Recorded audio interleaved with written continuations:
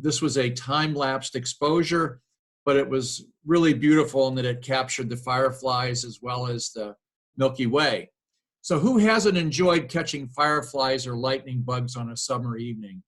This is a story about how something we took for granted, thought childish and insignificant, became a treasure and prominent fixture in our lives. We live in the middle of Forest County, located in northwestern PA, and in the heart of the Allegheny National Forest. Late in 2011, we were running a part-time bed and breakfast and preparing to retire and fly fish the rest of our lives. Then we got a call from Lynn Faust of Tennessee. She wanted to come study our fireflies. You mean lightning bugs, we said? Exactly, she said. We think you may have a special lightning bug or firefly, and we need to investigate. So, we hosted her and her team of firefly researchers for 12 days in June of 2012. From that point forward, our lives changed dramatically. And for the rest of this presentation, we will share with you what we've learned about this dazzling gift of summer, fireflies.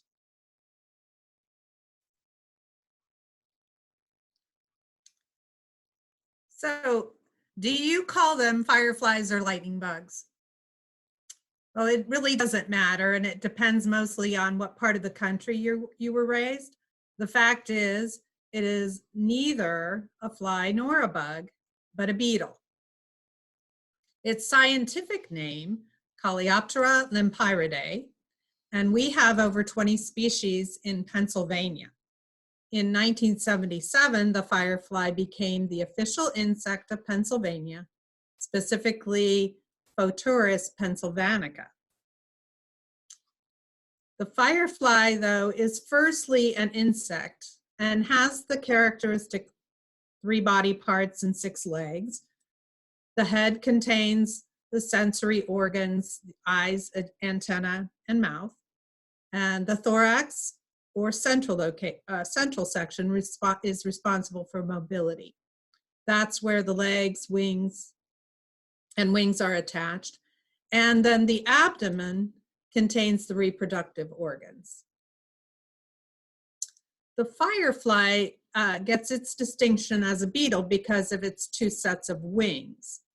So the elytra, or the false wings, function to cover and protect the second pair, or the true wings, with which they fly. The firefly also has another characteristic structure called a pronodum.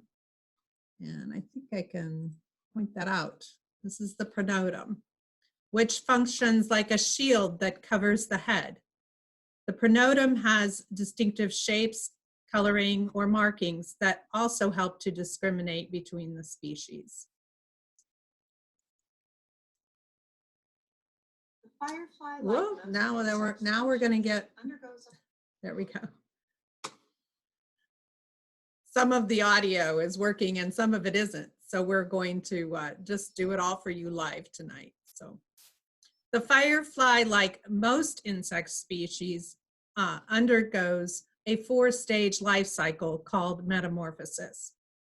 In North America, that takes place on land, but in Asia, some species are aquatic and have a nymph stage in the water, like dragonflies and caddisflies in the creeks of Pennsylvania.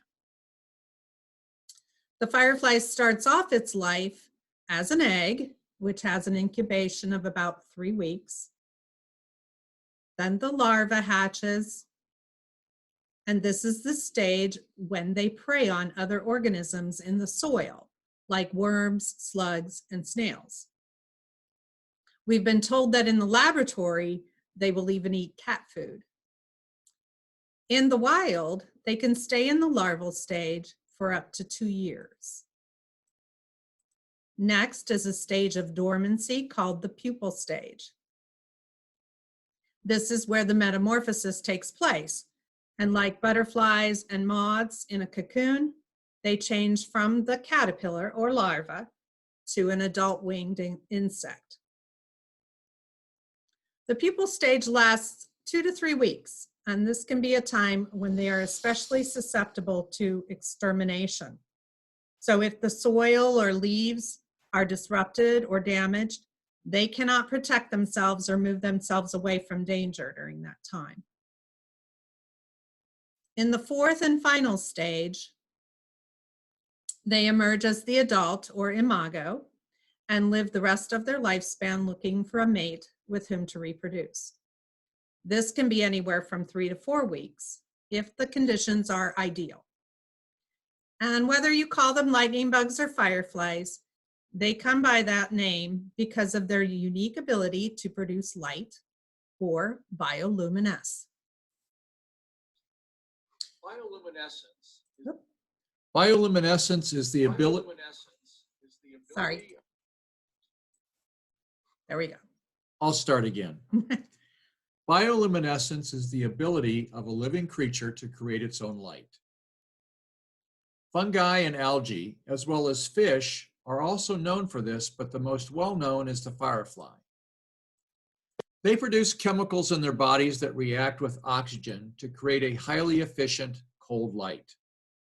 The firefly developed the trait of glowing as adult beetles as they evolved and adapted to being nocturnal. The daytime, or diurnal types of fireflies, have no light organs and are active during the day. They use scent or pheromones to communicate and find a mate.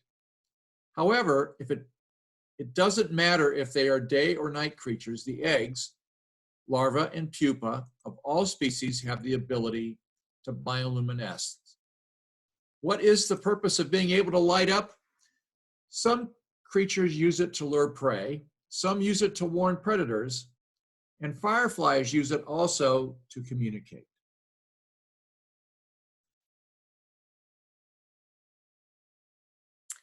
So they use their flashing ability to communicate much like a Morse code in the dark. Each species has a distinct flash pattern, and the colors vary between the different types or genera. We have 3 types of fireflies that flash in Pennsylvania: Photinus, Photurus, and Pyractomina.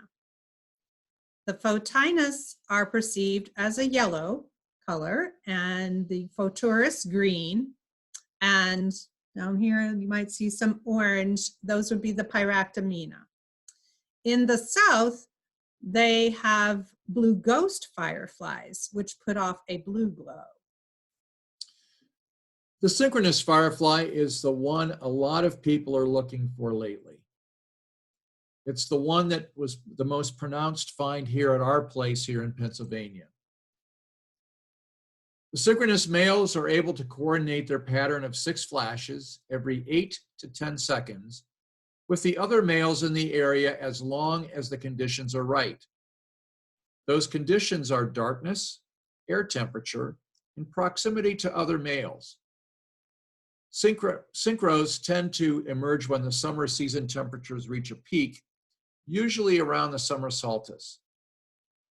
We monitor the modified growing degree days that farmers and entomologists use to predict planting time and emergence of other species and insects. Once the emergence begins, the males look for each other in the darkness of an old-growth forest near water, and not until after 10 p.m. As an aside, this is the reason why synchronous fireflies have been so slow to be found, is that they come out so late. The best displays are typically on nights when the air temperature is warmer than 65 degrees. If enough of them are around, they will start to flash in unison. During the peak of the season, this can result in hours of displays by a swarm of thousands. It has been described as popping flash bulbs at a sporting event or a sparkling waterfall. Our background tonight is a shot of some more of the synchronous fireflies on our property too. So back in 2012, Lynn Faust and her Firefly International Research and Education Team, or FIRE, confirmed the identification of Photinus Pyralys species in the Allegheny National Forest, along with 15 other species and 6 genera. The one species they did not identify was the Photinus Pyralys, also known as the Big Dipper. The Pyralys is one of the most common fireflies, but usually emerges around July 4th into August in this part of the country. It gets its name from the distinctive J shape as it rises out of the lawns and fields in July, when the Big Dipper is prominent in the summer night sky. Lynn and her team left the area on June 27th that year, so they missed the emergence by a week. We do indeed see the Big Dippers across Pennsylvania, and they provide an equally impressive show starting at dusk for 40 to 45 minutes in the lawns and farm fields of Pennsylvania. So, what message are they trying to communicate?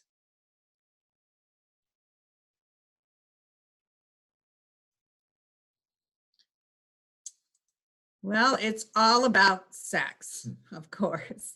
The flying fireflies are the males, and they are competing for the females. The females are usually on the ground or have perched on a leaf or blade of grass. She also has a distinct flash pattern known to the male of her species.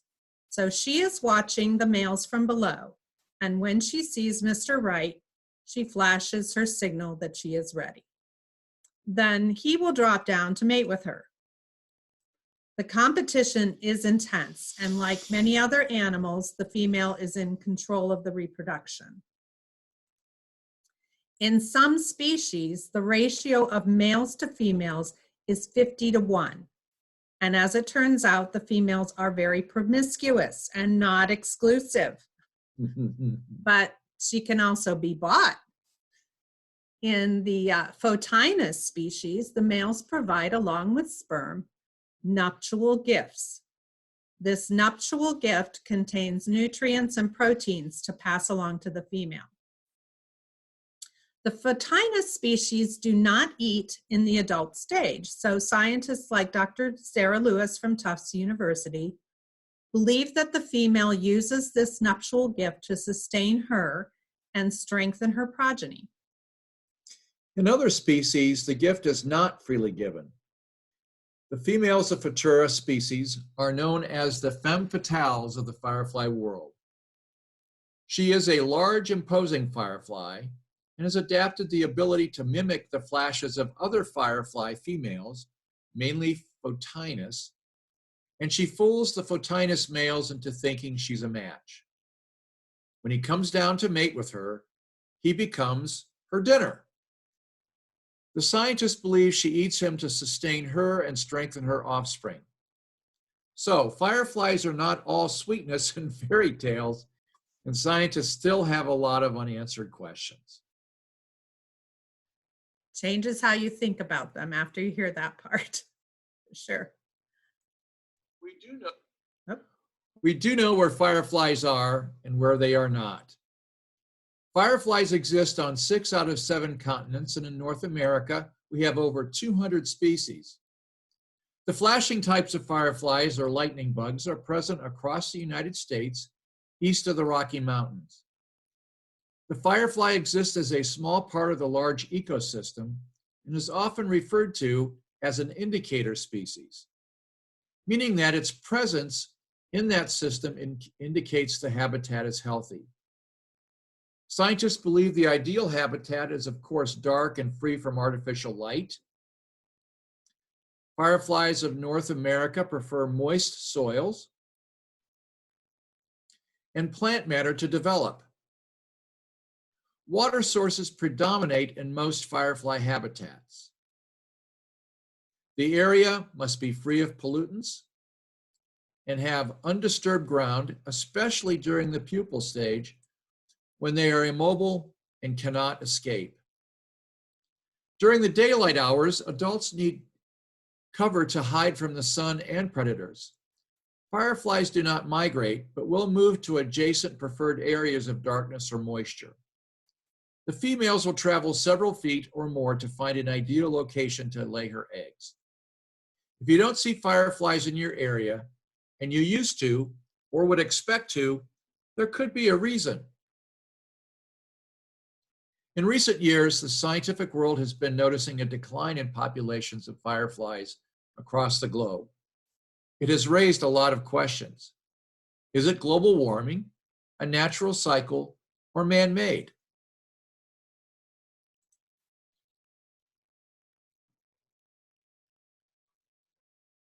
So the threats to fireflies include the loss of habitat due to urban development, draining of swamplands, and deforestation. But it could also be a natural disaster like a forest fire or flood, although it seems fireflies have evolved the resiliency to overcome those effects of natural causes in several generations if they're left alone. We witnessed this phenomenon in mid-June of 2015 when our local forest habitat was ravaged by a flash flood and the synchronous firefly pupa and larva were washed into our field and downstream along with the leaf litter and understory of the forest. It took almost 3 years before we saw the return of synchronous firefly displays to several locations in our forest. One of the obvious man-made threats is the use of pesticides and herbicides on lawns to create the ideal landscape and garden. These chemicals are not specific to just one kind of bug or pest, and the fireflies are the collateral victims. The next threat is the use of artificial light to illuminate our cities and our home landscapes for beauty or a sense of security. Artificial light shuts down the fireflies' ability to communicate with each other and reproduce the next generation. Light pollution is a problem for many other species on our planet, including us. One other surprising threat comes from within our own ranks of nature lovers. There is such a thing as loving something too much, and we're beginning to learn just what that means for the future of our festival and our fireflies. In 2017, Dr. Sarah Lewis of Tufts University, an author of the book Silent Sparks, visited the PA Firefly Festival as a keynote speaker and delivered her TED Talk. She spoke about the double-edged sword of tourism, specifically ecotourism. The PA Firefly was in its 5th year. Our attendance had grown from a couple hundred people to thousands, which you would think would be a good thing. Instead, we knew we had a problem. We realized we couldn't manage the crowds with our small number of volunteers on our small property. The firefly habitat in Kellettville was in danger of being destroyed by too much foot traffic and the light intrusion from over-enthusiastic firefly tourists. We had to figure out a way to manage the situation, protect our bread and butter, and still give people an experience with fireflies that would satisfy their curious appetites. Since then, we have been focused on the conservation through education, along with the celebration of the fireflies. And we've started taking control and limiting access. So, as Dr. Maya Angelou said, do the best you can, and then when you know better, you do better. So the PA Firefly Festival is now in its 9th year. And we did the best we could for the last 8 years, but we have outgrown our naivete, and every year we try to apply what we learned to the next year. We now do things like turn off our outdoor lights, especially during the summer, or at least keep them on a timer, and we now use red filters on our headlamps. And we'll save that discussion for another time as to how we came to that conclusion. We now no longer mow our hayfield or park hundreds of cars on the lawn during the festival. We've let the area mostly return to wildflowers or indigenous plants. And we don't rake leaves or burn lawn waste. We mostly leave it alone. or as the Beatles sing, let it be. Get it? Beatles? Corny. Yes. Our festival focuses on education for children of all ages, pre-K to gray hair. We found the adults are often more curious than their children, but we encourage hands-on activities like bug bingo, say that fast 5 times, and creek critters to help them identify some of the creatures and the habitat besides the fireflies. In 2018, we installed bleachers through a grant from the Huplitz Wildlife Grant given by the Allegheny chapter of the Sierra Club. The bleachers offered comfortable and safe vantage point for visitors to sit and watch the synchronous firefly displays without impacting the ground or needing to use flashlights. Then in 2020, the pandemic forced another issue. We could no longer safely gather in large groups. In 2020, we focused on small, intimate camping experiences that provided the firefly tourist with a private and personal firefly encounter. We are looking forward to continuing more of these types of events, even as we come out of the pandemic constraints. We learned that less is more, and the fireflies will benefit in the long run.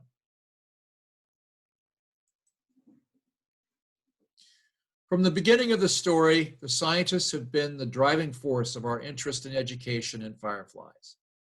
The PA Firefly Festival was born from a suggestion that Lynn Faust made when she told us about the synchronous fireflies on our property.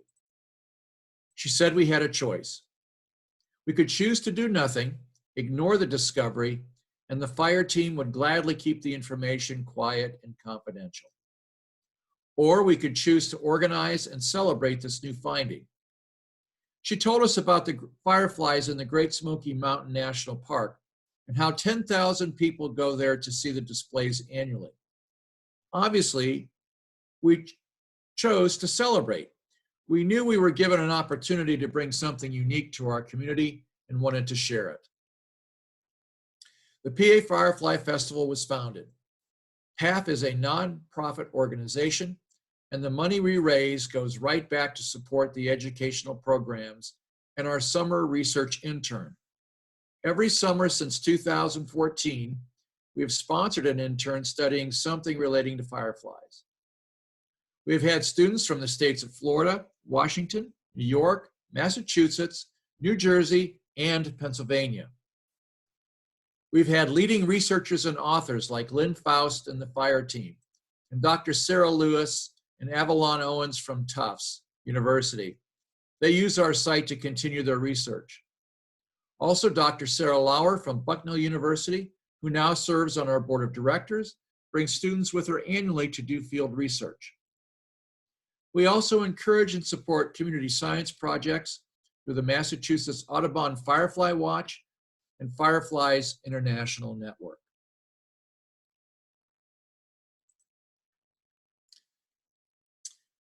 Their research has also spun off into the art world. In 2015, we had the honor of hosting a film crew from Great Britain filming a documentary about bioluminescence.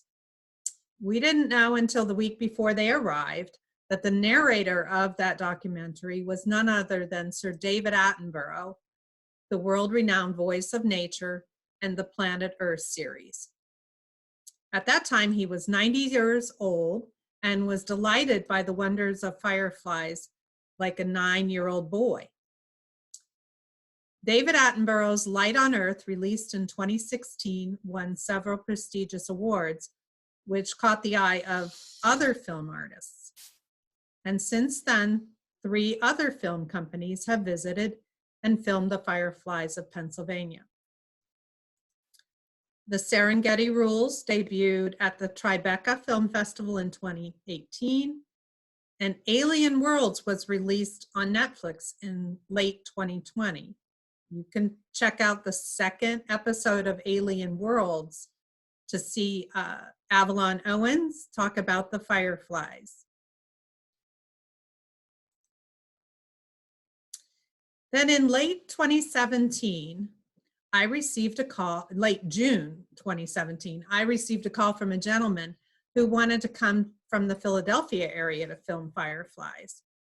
The season was winding down and the weather forecast was not favorable for later in the week, so I encouraged him to come that night if he could, and he would have a much better chance of seeing fireflies. He drove 6 hours, and when he arrived, it was obvious he was someone very special. He shared that he had written a children's book that was being adapted into an animated film.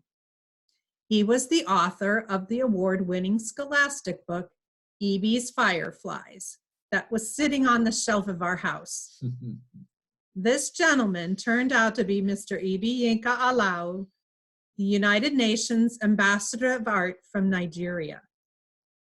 We became fast friends, and since then, his film, My Fireflies, was produced and debuted at our own little Firefly International Film Festival in 2019. E.B. is a world-class painter, public speaker, storyteller, and filmmaker. Despite growing up on the other side of the world, his experience with fireflies is the same as ours. As a child, he caught them in a jar and wondered about their beauty.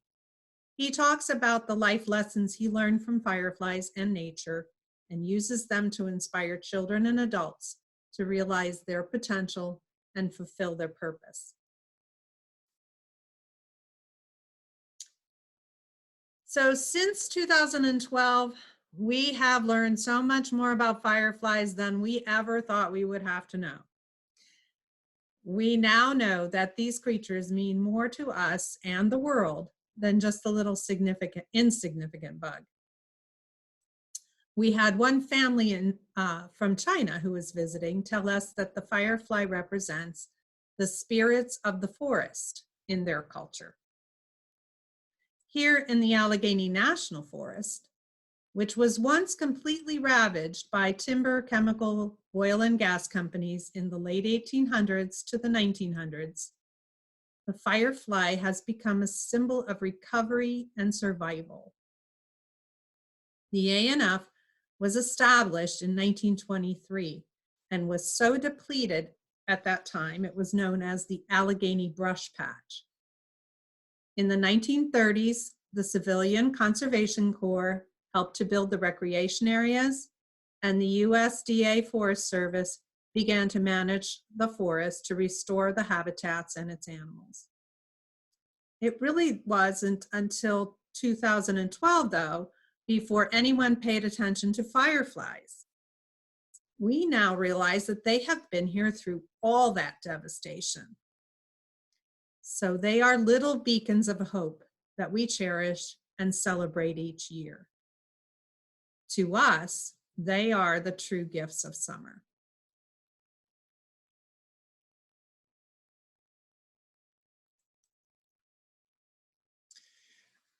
During the annual Pennsylvania Firefly Festival in June, we continue to celebrate the wonder of fireflies and provide firefly tours and encounters. Throughout the rest of the year, we make presentations to groups like yours. Now that you know a little more about fireflies, you should be able to look for and appreciate them in your own backyard or nearby forest. We hope someday you will have the opportunity to experience our fireflies here in Kellettville. In the meantime, enjoy the following video of fireflies in the Salmon Creek area near our home. And we'll let the video play for about a minute, 2 minutes, and then we'll take questions.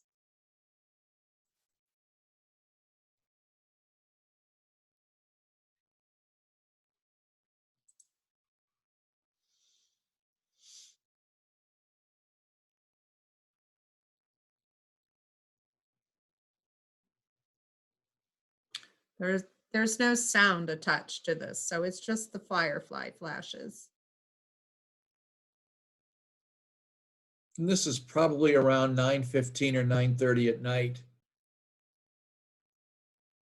You might want to turn off your lights in your environment wherever you're sitting. It might show up better.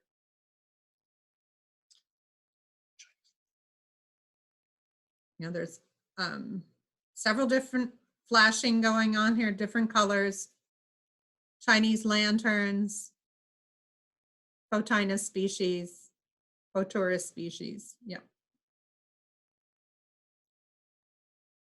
And Salmon Creek is a feeder water system into the Tynesta Creek, which is a little bigger, and it has a lot of grass area. The forest on both sides is pretty dense. Literally in this spot, when you get to be around 11 o'clock on a moonless night, you could hold your hand up and not be able to see it. So it is amazing to be in a dark sky area and have that experience.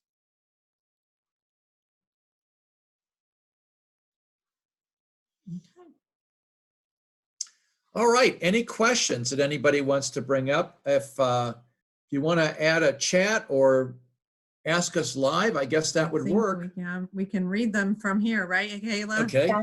Hi, yes, you should be able to read them. I think I have 1, 2, 3, 4, 5. I think Let me be the one to read, and then Peggy will answer. How's that? Or go for it, whatever take you my feel glasses comfortable off. with. I had to take my glasses off to see it, but let me do that.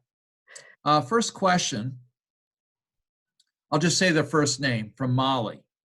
I heard that the females stay still most of the time so they can save enough energy to make their eggs. I think she's saying that the females stay still, being very quiet most of the time so they can save enough energy to make their eggs. Is that true, Peggy? I guess, but we've also been told that they will move to a preferred spot. So, but we've had some studies where they marked the females and watched them on a nightly basis to see how far they would move. And pretty much they stayed within a few feet, within a yard.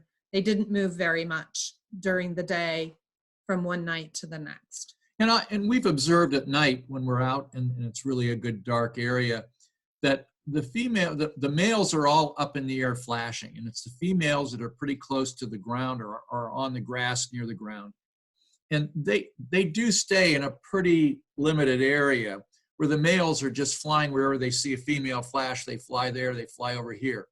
So they do stay a lot more quiet than the males. Next question.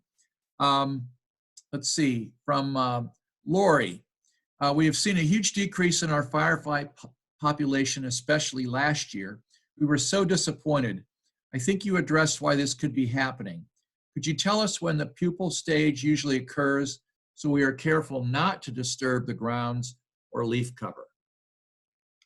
So I guess it depends on your location when fireflies start to emerge into the adult phase. And so about a month before you typically would see fireflies flashing around your habitat, that's about the time when you need to be careful with the ground.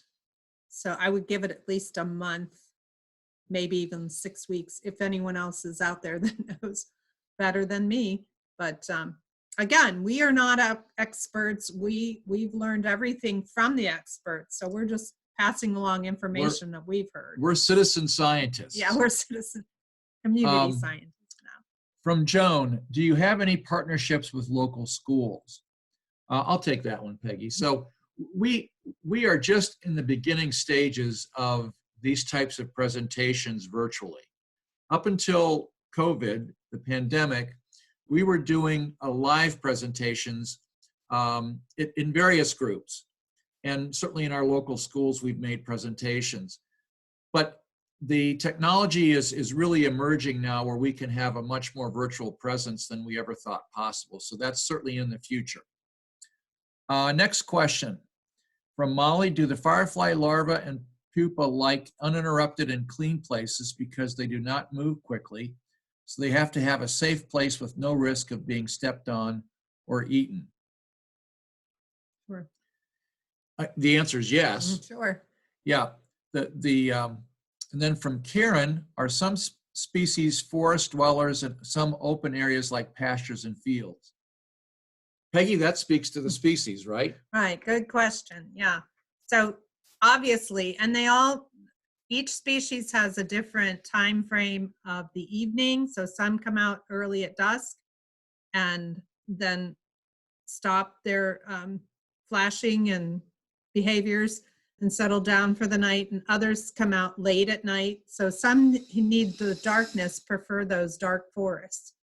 The ones that come out in the pastures don't mind the extra light or the ambient light of the early evening. So they tend to fall in those areas. Next question from Melissa. It seems P. Carolina's is not widespread. Has there been any work to establish populations elsewhere in places with ideal habitats? That's a great question, and Peggy, you can respond to where that was. Well, that's what brought that team to us to begin with. So initially they were discovered or identified in the Smoky Mountains, right in Elkmont, Tennessee. And at first, and that was in like the 1990s, if I recall, Lynn found them there. At that time, no one believed that there were synchronous fireflies in North America. They were mostly in Asia, but that's an aquatic firefly. So meaning that they have a nymph stage in the water.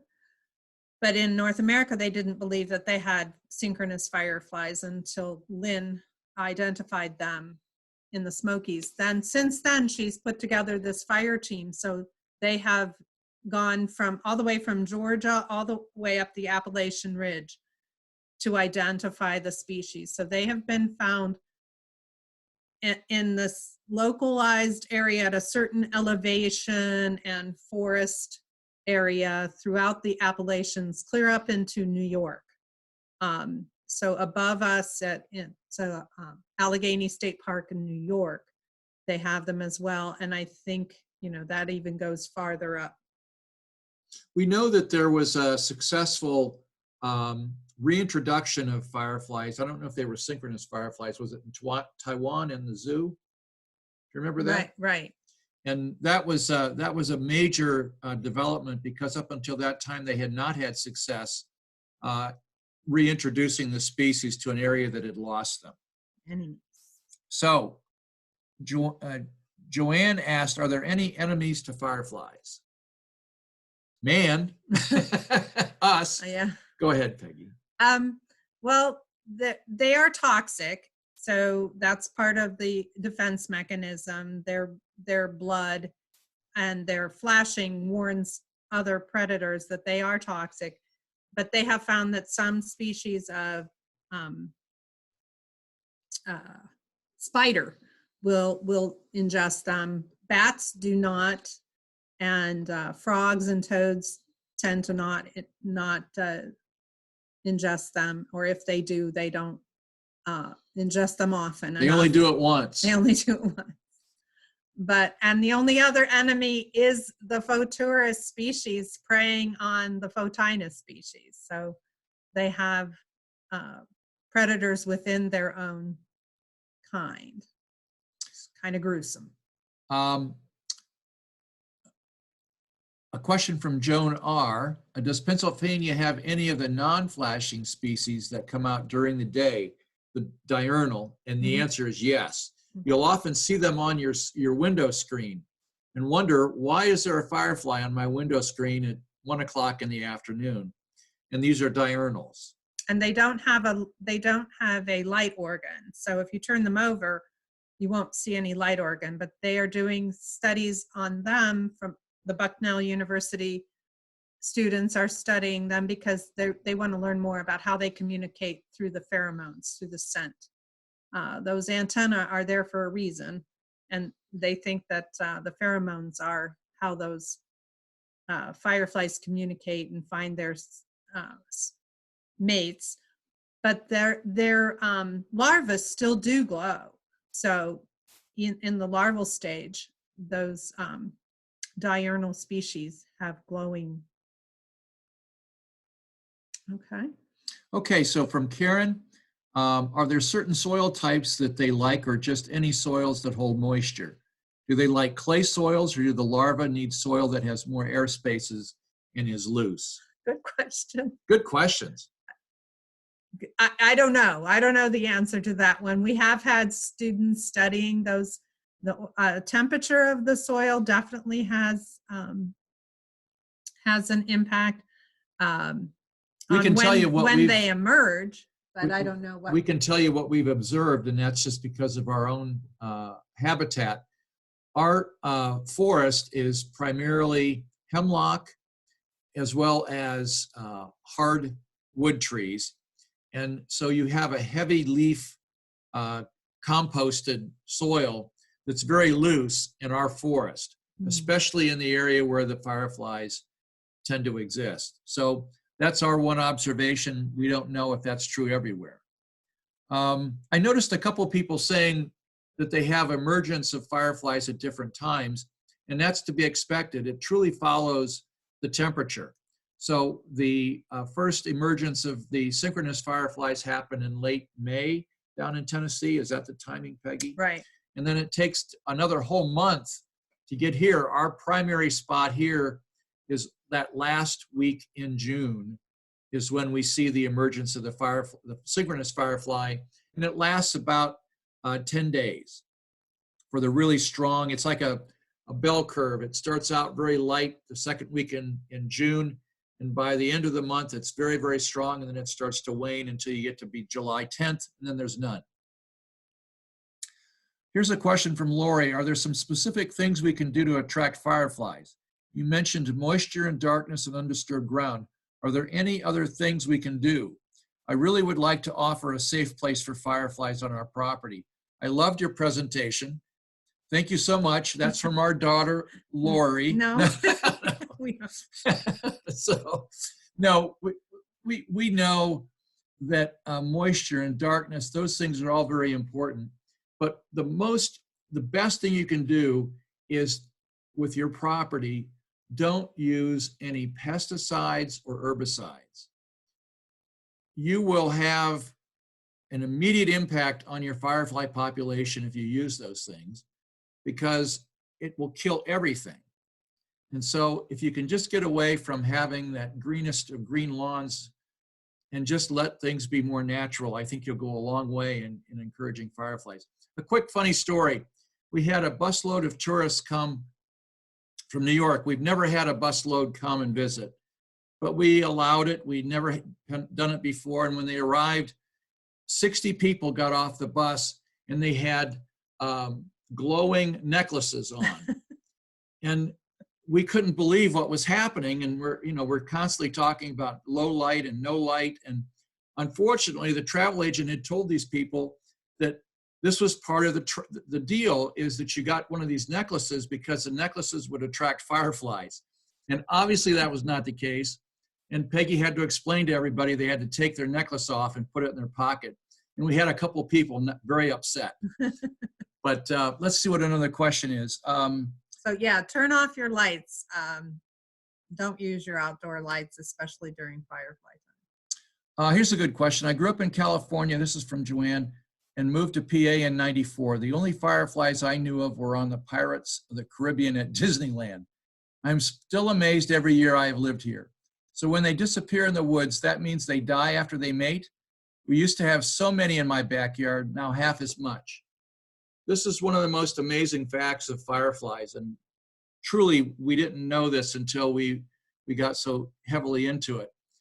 Literally, the fireflies, when they have their eggs, they die. And so the life of a firefly is about 2 years. So the firefly that you see in your backyard started out as an egg up to 2 years before. So what happens is during that 2-year process, you can imagine all the factors that can come into being in your backyard and in the general habitat. And so there is a waning and an increase that goes on from year to year. We've seen it on our property. We mentioned the flood. That was devastating, but we still had fireflies. They just weren't as many. So good question. From Steve and BIK, Stephen Vi, I think. What purpose does the firefly serve? Is it an active pollinator? Good question, Peggy. I give all the hard ones to Peggy. The purpose of a firefly. It's what they call an indicator species, so that there may not be a purpose that we can identify at this time, but it indicates that the habitat is healthy, number one.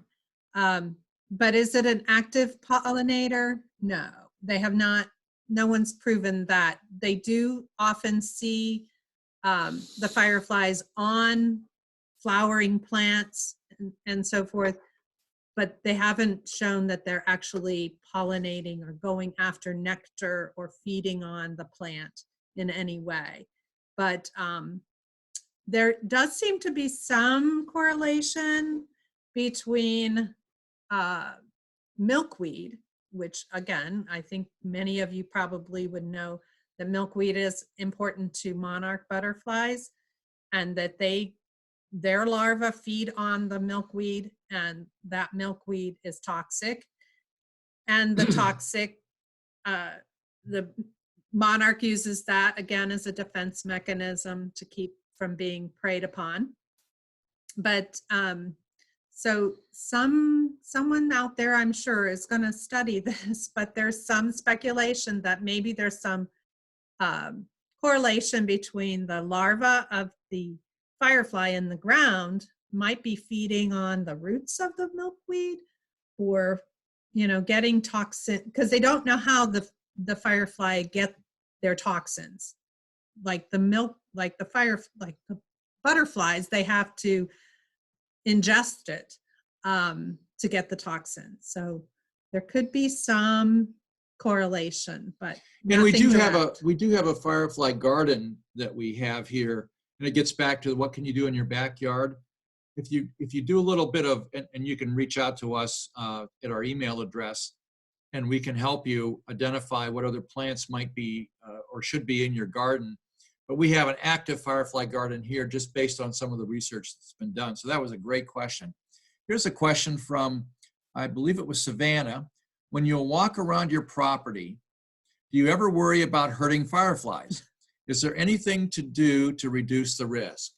Boy, you have really touched a special place for us, because this is what happened the first couple of years we had the Firefly Festival. We truly didn't understand the level of excitement, and the lack of knowledge meant that people were running through the forest trying to get to the special areas we had designated, and frankly, we're doing a lot of damage. We can't identify, how many fireflies were killed in that first year, but we know that it had an impact, because what happens is when you are out in the dark after the firefly season, just walking through the property like in September or October, and you look down at the turf, you will see the glowworms. Those are the fireflies that are in development larva stage for that next year. So in answer to your question, when we do a walk, when we go on a walk or a hike at night, we are always looking where we're stepping. And it's a great question, and we wish we would have known better when we got started. The other issue too is those lights, the flashlights.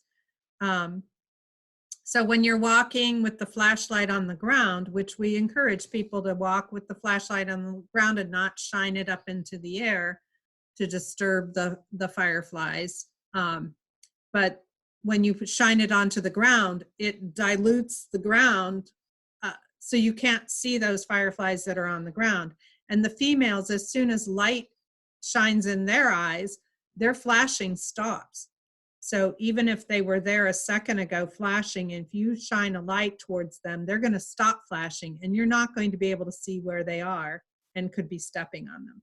So that was another concern for us, and that's why we installed the bleachers, and we're trying to reduce the impact and keep people on paths and so forth and not running through the forest. So it is a concern. Well, and Karen brought up a point. So if emergence is in late June, if the larvae need protection from disturbance in late May, a month prior, unfortunately, that's when many of us are just getting into more gardening. reasons to leave some areas of our yards ungardened and undisturbed is her point that this might be a good idea. We have the benefit of having a large property within the National Forest. So we have 15 acres in the National Forest. It's mostly all hayfield and a little bit of grassy lawn area. Our garden measures 6 feet by 8 feet. And we didn't think about this, but we just made it an elevated garden. But to Karen's point, an elevated garden might make some sense because then you're not disturbing where the fireflies might be existing. So it was a great question, Karen. We really hadn't given that a whole lot of thought. From Joanne, do scientists use the firefly for another usage, like they use the blue blood of the horseshoe crab? Do you want to talk about the history or you want me to? Go ahead, you can talk about that. So I'm older, so I remember a magazine called Boy's Life. Boy's Life was a big deal when you were a young guy, and I did not remember ever seeing this advertisement, but I've seen a copy of the ad where a company was trying to gather the chemical that makes up bioluminescence, and the only way to get it was from dead fireflies. And so they were offering a penny per firefly. And after hundreds of thousands of dead fireflies were delivered to them, they stopped the process because it was overwhelming. At that time, it was the only source of obtaining that chemical process to study. Since then, they have synthetically reproduced bioluminescence. So the need for the firefly for that purpose no longer exists. Peggy, any other scientific use other than the study of? Well, they're using those bioluminescence in identifying cancer cells and things like that too. So one other comment someone made about the larvae are predators. And so that is one of the purposes of fireflies, is they do help keep some other animals in check, like snails and slugs. So I know a lot of you gardeners hate the snails and slugs that eat our plants. So firefly larvae, that's their favorite food, are snails and slugs. From Molly, has anyone figured out what the fireflies are saying by their code? So I'm cute.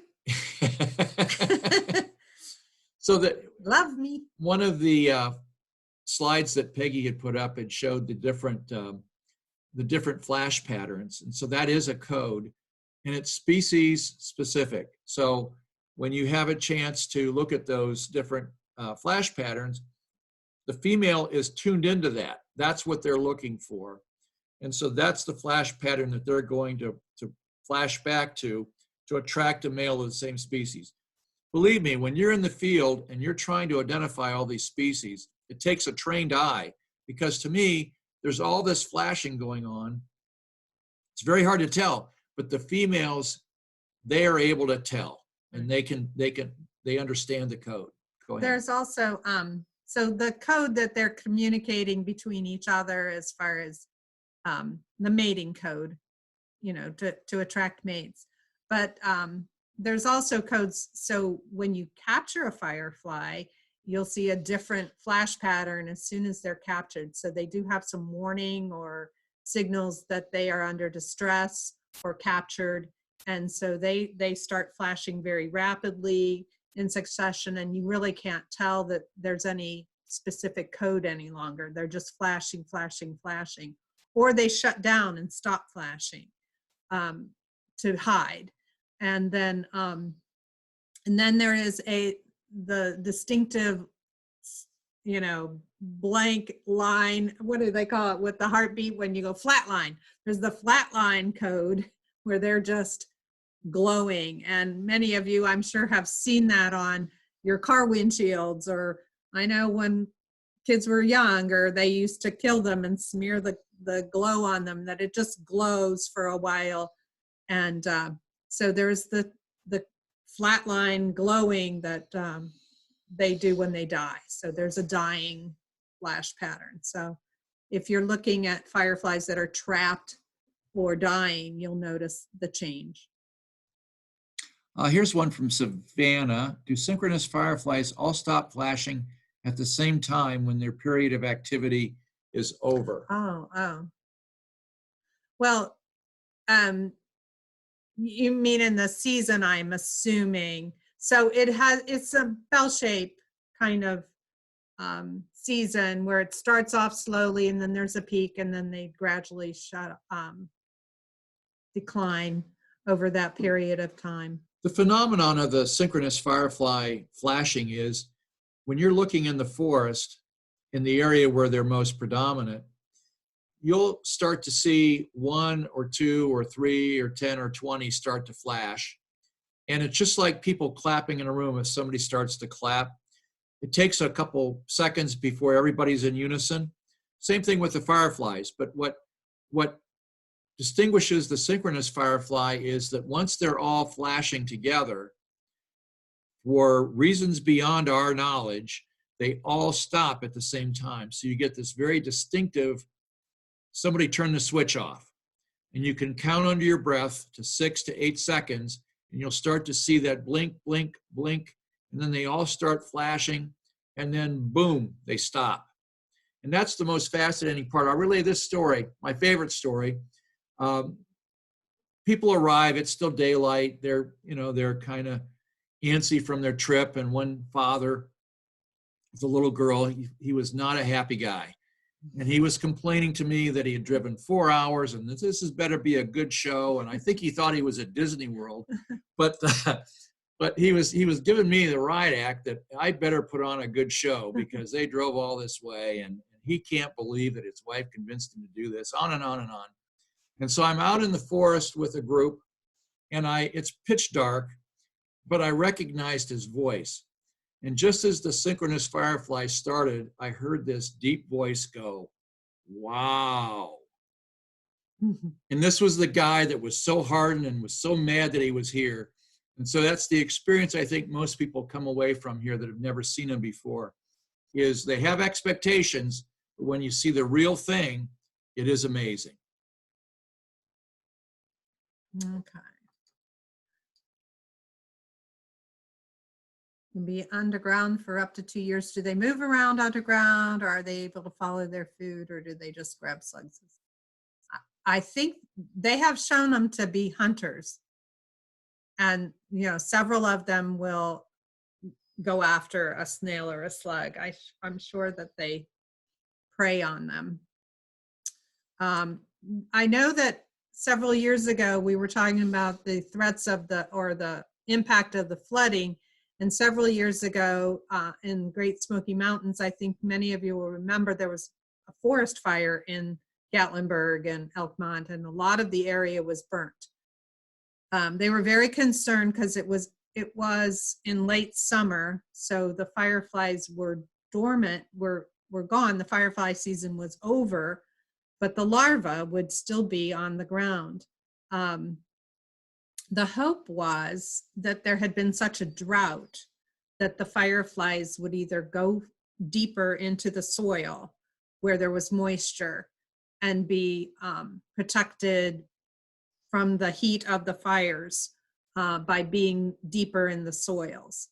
I think they found that must have been the case, because in the next year after that, the emergence has started to restore. So they're seeing that some of them survived that way by going deeper. I think that was Dr. Lewis brought that up. Quick message from Melissa. She said, "I've been to your festival. It was the first time I saw Photinus Pyralys, and I am now hooked. Thank you for embracing your treasure and sharing it with the public." Hello, Melissa. Good to see you again. Let's see. It is from Joanne. Is it the desert temperatures that keep the fireflies to the east of the Rockies? I heard once that the fireflies don't exist east of the west of the Mississippi, I think she meant to say. Yes, west of the Mississippi. We know that there are fireflies, but they're not lighting fireflies west of the Rocky Mountains. There are species, we understand. They're not lightning bugs, essentially. Yeah, They're the diurnal they're species. diurnal species, but they do exist. They're early in our learning curve. We had been told there are no fireflies west of the Mississippi River. That's true because they're not the lighting fireflies. But to be absolutely correct, there are diurnal fireflies. So that's a correction of past information. Right. But there's also fireflies in Texas. So Texas is technically west of the Mississippi. So there are fireflies in Texas. Any other questions? It's been great questions. If any of you are really interested in becoming Firefly watchers and participating in the Firefly Watch, I would encourage you to become a community scientist, participate in the Firefly Watch on the Massachusetts Audubon page or website. They have a link to it. I have a link to it there. You can find it on our website, you can find it on Facebook. You can just Google Mass Audubon Firefly Watch, you'll find it. And you can log your observations of fireflies in your area. They're gathering that data and using that data to see what's happening in the firefly world. So thank you, everyone. Right. Thank you very much for that. That was so informative. I learned a lot. I guess my question for you, Kayla, is what do they have there at Wildwood Park? I would love to come there sometime. Yeah, so visit. That would be wonderful. We would love for you guys to come and visit sometime. I'm still in shock that David Attenborough was there. That's so cool. One thing to share with David, we spent 3 days with him, and he's a very, very, as you would expect, a very gentlemanly man. I asked him a question at breakfast one day. I said, David, you've been everywhere. And he corrected me and he said, most places I've been 2 or 3 times. I said, well, that being true, I said, is there anywhere you would send somebody that really wants to see an area or a habitat that just may not be around much longer? And he thought about it and he said, I think the Galapagos Islands, he said, I'm very concerned about the encroachment of tourism. Ecuador has opened up the gates for moving a very heavy population density and encouraging people to move to some of the islands. And he's very concerned about that. So, it was an amazing conversation with somebody that truly has been everywhere. And it's kind of sad. Yeah, but that is true. But that's wonderful. That he I'm was sorry, able to I missed too. Do you have fireflies in Wildwood Park? What do you observe there? Yes, we do have some. We do not have the synchronous fireflies that I know of, but we have. I'm not gonna say the species because I know I'm gonna get them wrong. Okay. But I know we have the ones that flash yellow and green. I think we might have some of the orange ones. I did the Firefly Watch a few years ago, just for, I think, a couple summers. I want to start it up again. It was really fun. But you do have to look very intently and watch for their patterns and their colors. But I know we have the yellow, the green, and I think I saw a couple orange. The orange ones, or the Pyractomina around here, come out much earlier than I thought fireflies started around here. Last year, we saw them before Memorial Day.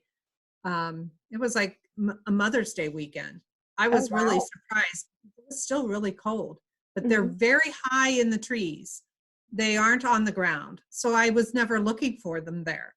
Right. It wasn't until Dr. Lewis told us where to look exactly and when to start looking. And that's when we started to see them. So that was encouraging to know. It was just me. It was not we'd lost them or we weren't finding them, but I just wasn't looking in the right place in the right time. And that's part of the whole synchronous firefly too. Was a lot of this is that people just didn't go out into the forest in the middle of the night without any lights on. Who wouldn't Who do could that? do that? Right? What is wrong with you? So, yeah, so because we had people that came back here that had lived on this property for 20, 30 years and had never seen it, but they were never out in the backyard. And even when when the team came here, they said, well, have you seen these flashing, synchronous fireflies? I said, I'm sure I have, but I didn't know it was a big deal.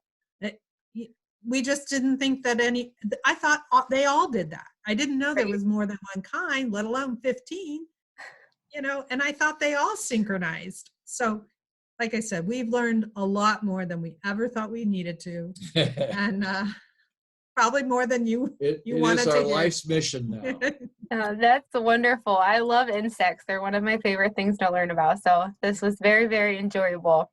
Well, it was a good audience and good questions. Thank you. Yes, thank you very much. And you did give us permission to record this. So Okay. I did record it. So I will send you both the link, and I have it available. Oh, great. That's super. Yep. And I have it available for anyone else who would like it as well, if any of our guests who are on. And then I think afterwards, we're also going to, after the series is over, we're going to post all of the links on our website and probably on our Facebook page as well. So they'll be available. Good. Hey, Karen posted something about savvy gardening. I'm going to check that out. Thank you, Karen. Ooh, Fascinating fireflies. very nice. Thank you. Oh, you're welcome, Molly. Okay. Again, good night, everybody. Stay warm. Summer will be here before we know it. Soon. Thank you. All right. Bye-bye. Bye-bye. So thank you again, everyone, for joining us this evening. And we will hopefully see you all again in 2 weeks on February 23rd for our final lecture this year. We have covered all of the state species that we wanted to. I know we didn't touch on all of them, but we touched on the most common ones, I think. So next week, or 2 weeks, sorry, we're going to talk about mushrooms, because Pennsylvania is known as the mushroom state. So join us then if you're not already signed up, and to learn all about mushrooms and things you didn't know that maybe you needed to. So we hopefully will see you then. Have a good evening. Bye, Baba.